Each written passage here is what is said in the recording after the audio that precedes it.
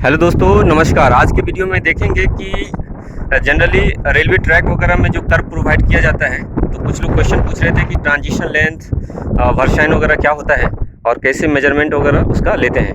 तो आपको ये जो कर्व दिख रहा है, जैसे पिक्चर में भी दिख रहा होगा, कर्व है ये। तो एक्चुअली क्या है, सबसे पहले जैसे हम जिस लोकेशन पे है, ये क्या है, हमारा स्टेट पोर्शन है। तो इसमें क्या है, स्टेट पोर्शन के बाद जो है हमारा ट्रांजिशन पोर्शन स्टार्ट होता है।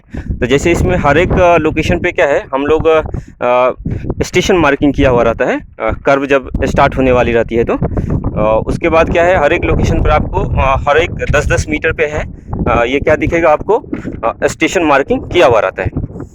उसके बाद क्या है कि जैसे ही हमारा जैसे स्टेट पोर्शन जब ये होता है, एंड होता है, उसके बाद हमारा ट्रांजिशन पोर्शन स्टार्ट हो जाता है। तो ट्रांजिशन पोर्शन स्टार्ट होने के बाद हम लोग क्या करते हैं, जैसे आपको यहाँ बोर्ड दिख रहा होगा, ये कर्व का बोर्ड है और इसमें सारे डिटेल्स वगैरह लिखे रहते हैं। जैसे आप देख सकते हैं क्लियरली,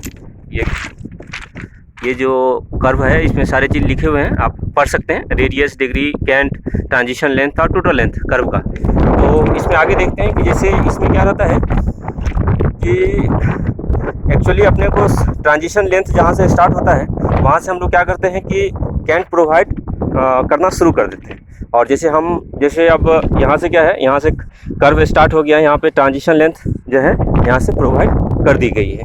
तो यहाँ पे स्लीपर पे भी मार्किंग वगैरह कर दी जाती है, क्योंकि जब हम लोग ड्यूमेटिक मशीन वगैरह से पैकिंग वगैरह करवाते हैं, तो उसमें क्या है कि अपने को ये जानकारी रहना चाहिए कहाँ कर्व एंड हो रहा है, कहाँ उसका सर्कुलर पोर्शन है, कहाँ ट्रांजिशन पोर्शन है और कहाँ पे कितना कैंट है। तो ये क्या है कि हर एक स्लीपर पे जो है तो नहीं, हर एक 10-10 मीटर पे जो है स्टेशन मार्किंग की हुई रहती है और कैंट भी वहाँ पे मेंशन किया हुआ रहता है।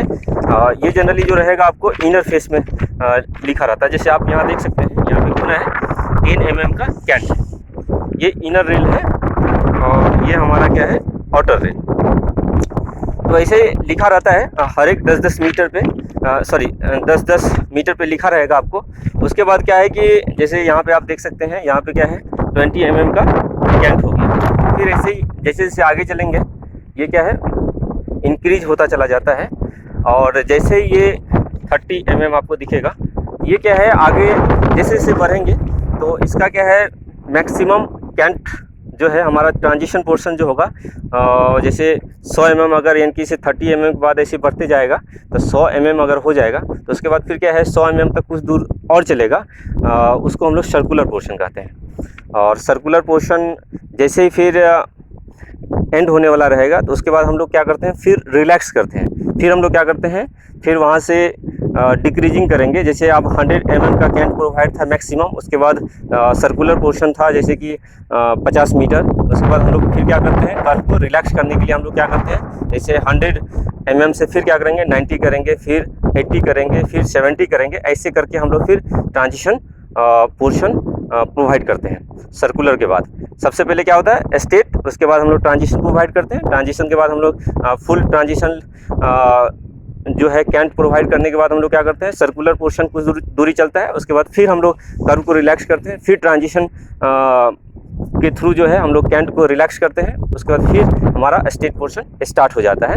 ये जनरली कर्व का फीचर्स होता है और यही कर्व में सारे डिटेल्स रहते हैं। तो कुछ ये भी रहता है कि जैसे वर्शाइन वगैरह कैसे मेजरमेंट लेते हैं हम लोग, तो हर एक 10-10 मीटर पे आपको जैसे दिखाए कि ये कैंट जो लिखा हुआ है 30 mm 20 mm, तो वो क्या करते हैं, जैसे कि 20 मिलीमीटर का जैसे एक थ्रेड जैसे यहाँ रखेगा और फिर इनकी से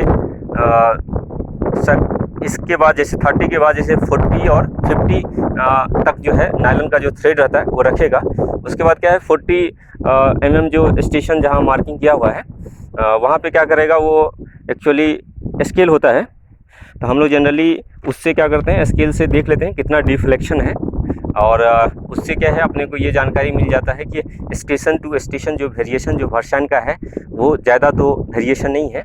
अगर ज़्यादा वेरिएशन है तो उस केस में क्या है, अपने को पैकिंग वगैरह जो है मशीन जो आती है ड्यूमेटिक मशीन, उसके थ्रू करवाना पड़ता है। तो और दूसरा क्या है, जैसे ये सारे जो वर्क है वो कंस्ट्रक्शन डिपार्टमेंट वाले जब हमारा जो ट्रैक लेइंग होता है उसी दौरान किया जाता है।